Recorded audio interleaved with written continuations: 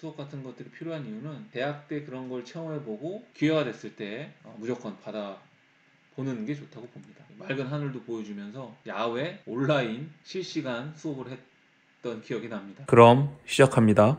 레크레이션과 관련된 수업들도 진행을 많이 했습니다. 학생들이 직접 만들고 꾸며서 레크레이션을 진행해보는, 이때는 산타클로스, 크리스마스 형태의 수업을 진행했던 것 같아요. 농구, 그리고 GX 프로그램, 이런 해양훈련 같은 수업들도 있습니다. 네, 이렇게 학생들이 GX 프로그램을 구성해서 함께 장난도 치면서 이렇게 수업을 진행했던 기억이 납니다. 승마 수업도 있네요. 예전에 승마 수업들이 더 많았었는데 학교 외로 나가서 하는 수업들이 많이 줄었죠. 그거는 뭐 안전상의 문제도 있고 뭐 다양한 문제들이 있겠지만 아쉬움은 있습니다. 대학에 모든 게 다 있을 수는 없잖아요. 그래서 외부에 있는 시설들을 이용해서 교육을 좀 진행할 필요가 있습니다. 그리고 어떤 대학에는 등산 수업도 있어요. 그래서 지역의 산들을 다니면서 등산을 체험해 볼 수 있는 재밌는 수업도 있습니다. 대학별로 뭐 교육과정이 다 짜여 있지만 교양 수업에서 다양한 수업들을 다뤄야 됩니다. 특히 체육과 관련된 교양 수업들은 일반 학생들, 탁과 학생들이 체험해 보기 너무 좋은 수업들이 많죠.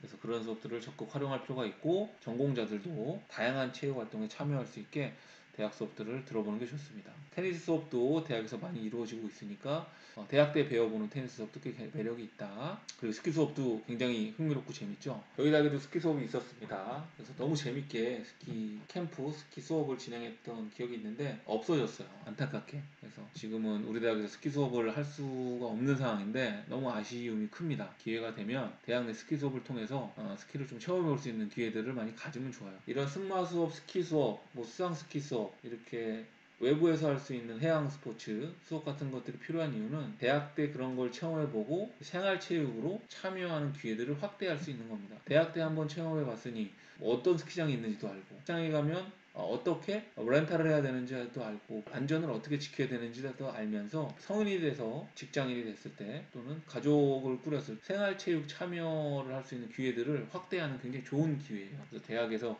저렴한 가격 또는 대학 등록금을 통해서 받을 수 있는 수업들은 기회가 됐을 때 무조건 보는 게 좋다고 봅니다. 또 요즘 강의 활동으로는 역시 언택트, 비대면 온라인 수업들과 같은 것들을 통해서 새로운 이제 수업 강의도 진행을 하고 있죠. 한참 이제 언택트 수업이 진행되면서 실시간 수업을 제가 야외 수업으로 진행을 했던 모습입니다.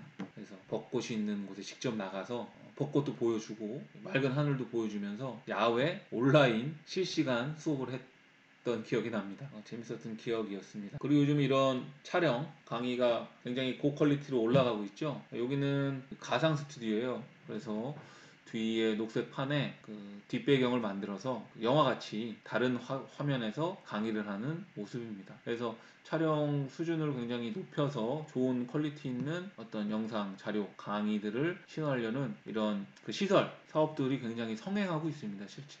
그리고 비대면 온라인 스포츠 관련 프로젝트들도 많이 진행되고 있다라는 점도 우리가 생각해 볼 만한 문제입니다. 그래서 블랙보드에서 학생들을 직접 만나면서 학생들이 발표도 해보고 그리고 같이 회의도 하는 모습들 이런 것들을 학생들도 익숙해 줄 필요가 있습니다. 이제 중고등학교 학생들부터 벌써 온라인 영상이나 강의에 굉장히 많이 노출돼 있어서요. 이런 교육이 더 많이 늘어날 수밖에 없죠. 교육자나 지도자 또는 관련된 분야에 종사하려면 이런 그 언택트 시대에 맞는 이런 프로그램들, 소프트웨어들을 또 잘 활용할 수 있어야 돼요. 그런 기회들이 많이 있을 겁니다. 그리고 요즘은 그 수업을 하더라도 뛰어 앉아서 진행을 하죠. 안전거리를 유지하면서 이제 수업을 진행하기도 합니다. 그래서 교실에 앉아서만 강의자가 일방적으로 강의하는 이런 강의 형태는 많이 지양하는 시대가 온 것 같아요. 그래서 학생들이 직접 참여하고 또 적은 학생들이 참여하고 소규모로 진행되고 온라인에서 할 수 있는 플랫폼들이 다양해지는 형태가